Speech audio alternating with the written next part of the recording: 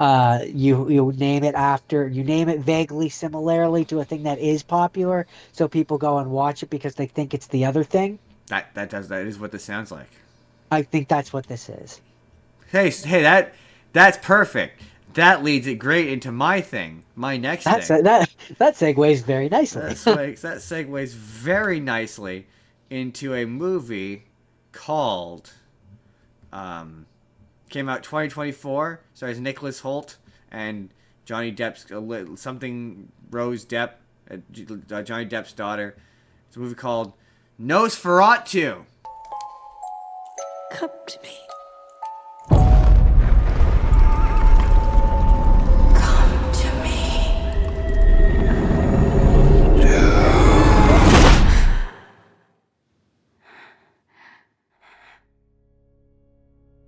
I've never shared my secret with any soul. You've had these spells since childhood. Tell me what you can from the beginning. It is like a dream. It was our wedding. When we turned around, everyone was dead. Jordan, let me ask you this question. 17. Jordan, are you familiar with Nosferatu? The werewolf? No. No, he's Or not. not werewolf, vampire. He's a Yes, vampire. he's a vampire.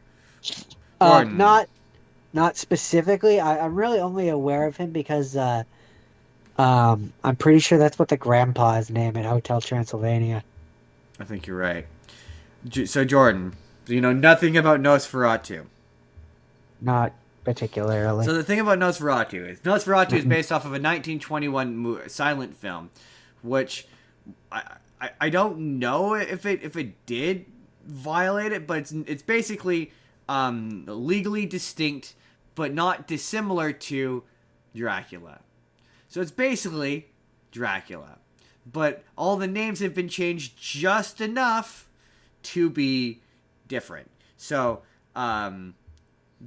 Dracula, instead of being Dracula, Count Dracula, he's Count Orlok. Um, what's his face? Well, instead of being Van Helsing, he's Von Franz. Instead of being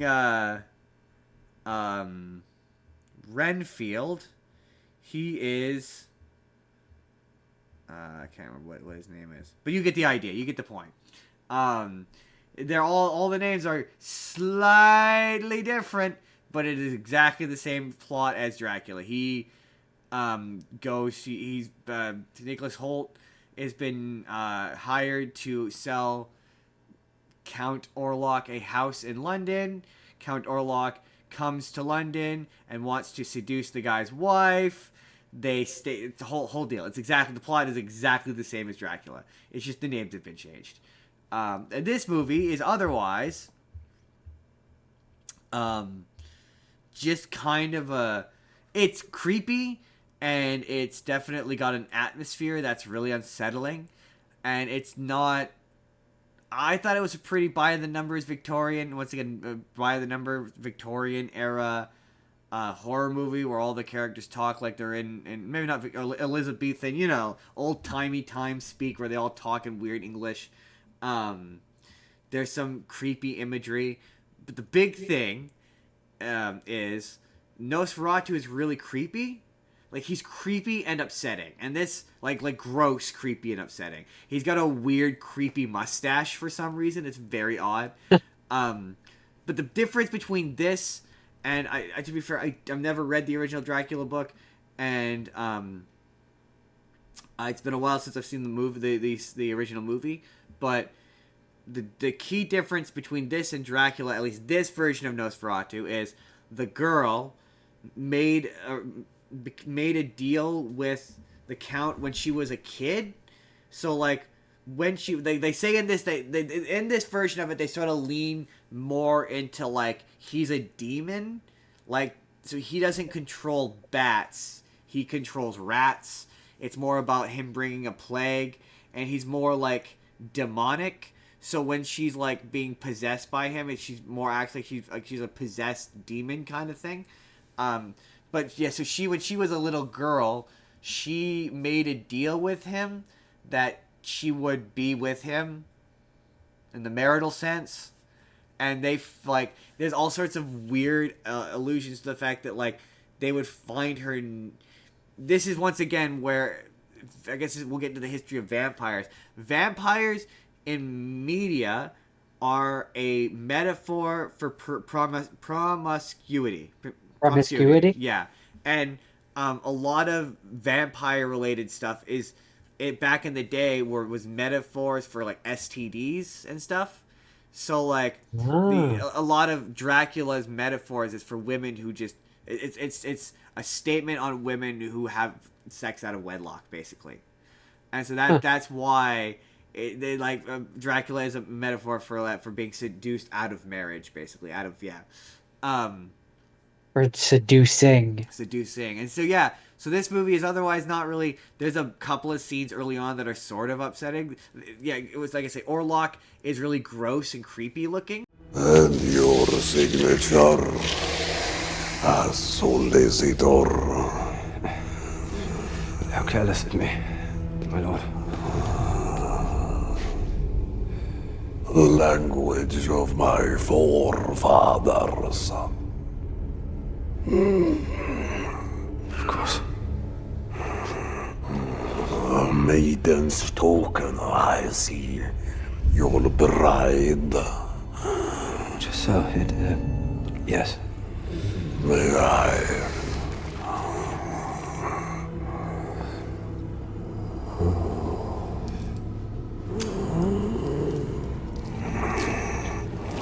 We are newly married of late. Incidentally, I have letters to her I would post, if I may.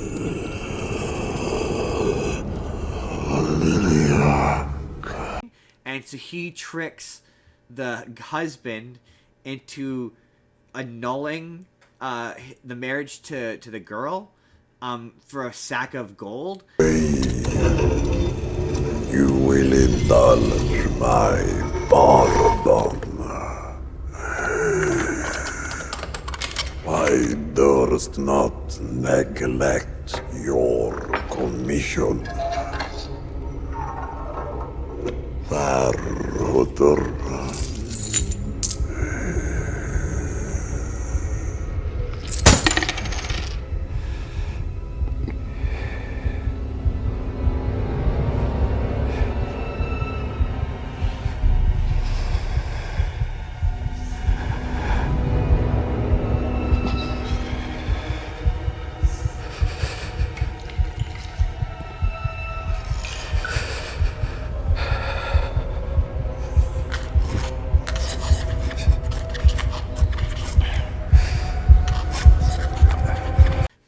And then later on in the movie, she gets upset with him. She's like, you sold my marriage for like a sack of gold. Like it was nothing. But in his defense, he was there to sell the Count a house. And the Count provided him a contract that was written in a language he couldn't read. And he was like, oh, it's a simple formality. Just sign the thing. Don't worry about it. And so he like tricked him into signing it. And he never says like, yeah, man, he was creepy and unsettling and weird, and he presented me a contract and he bamboozled me. Like he never says that. Yeah, there's a lot of weird sex scenes in this that are weird. Like at one point, so he comes just like in Dracula. He comes to London, and he brings with him a plague they call Nosferatu, and so it makes people sick and crazy and whatever.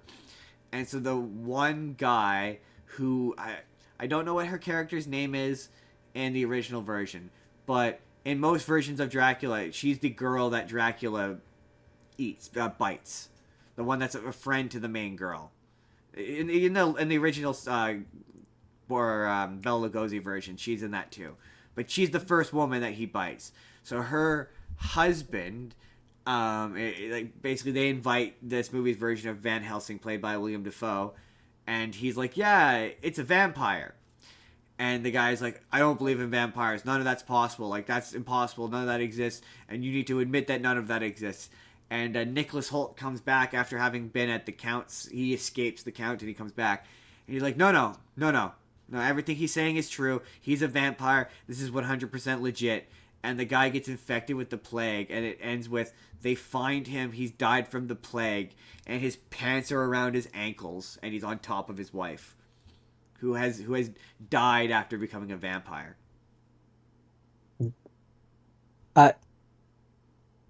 Okay. I don't know how to respond to that. No, neither did I. And so so then as it gets to the end of the movie, she kind of appears to be like slowly falling for it, and I guess part of the thing is she has to like say yes to it, otherwise it doesn't work.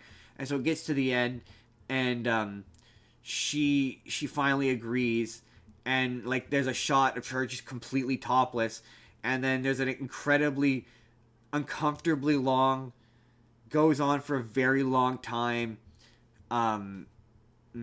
scene between the two of them. I don't want to get, I'm not looking to get shadow banned, where it just, it doesn't feel, it feels, not only because he looks gross and icky and weird, but because, the consent is dubious. Like you're gonna, people will be like, but Justin, she consented. And I would be like, yeah, she only consented because he said, if you don't consent, in 3 days, I'm going to kill everyone you love, up to including your husband. I'm going to bleed him. So sure, yeah, she said yes, but under duress. Like, extreme duress. Yeah, she was coerced. And so, and so the final shot of the movie is, them naked on top of each other. She basically, he bites her and she keeps him like engaged long enough to where the sun fries him and kills him.